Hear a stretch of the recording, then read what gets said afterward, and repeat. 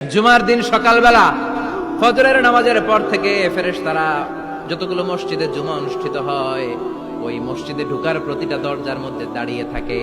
কারা কারা আগে আগে জুমার নামাজ পড়ার জন্য মসজিদে যায় প্রত্যেকের নামগুলো একটা জান্নাতের রেজিস্ট্রি খাতার মধ্যে তুলে নেয়। এই নামগুলো স্পেশালি আল্লাহর কাছে পাঠানোর জন্য। সুবহানাল্লাহ কইবেন না? ডানে বায়ে সামনে পেছনে যতগুলো দরজা, প্রতিটা দরজায় ফেরেশতারা বসে থাকে।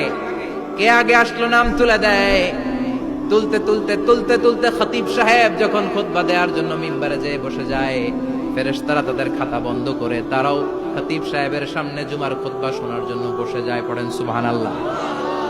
প্রথম জুমার দিন জুমার মসজিদে যে ঢুকবে, বিশ্বনবী বললেন আল্লাহর রাস্তায় একটা উট কুরবানি দিলে যেই সওয়াব, এই সওয়াব আল্লাহ আমলনামায় দিয়ে দেয়। দ্বিতীয় পর্যায়ে যে ঢুকে, বিশ্বনবী বললেন বাকারা, গরু কুরবানির সওয়াব পায়। 3 নম্বরে যে ঢুকবে, বিশ্বনবী বললেন কাবসা, হাদিসের ভাষায় এসেছে আল কাবাস, কাবাস মানে হলো বকরি, বকরি কুরবানির সওয়াব। 4 নম্বরে যে ঢুকবে তার হচ্ছে দাজাজা, দাজাজা মানে মুরগি। 5 নম্বরে যে ঢুকবে, বিশ্বনবী বললেন বাইদা। তো এই বয়দা আল্লাহর রাস্তায় দান করে দিলে যেই সওয়াব, পঞ্চম ব্যক্তি ওই সওয়াব পাবে। এই 5 জনের পরে আর লেখালেখি নাই, বাকিদেরটা নরমাল এন্ট্রি করে সব ফেরেশতারা খুতবা শোনার জন্য বসে যায়। সুবহানাল্লাহ।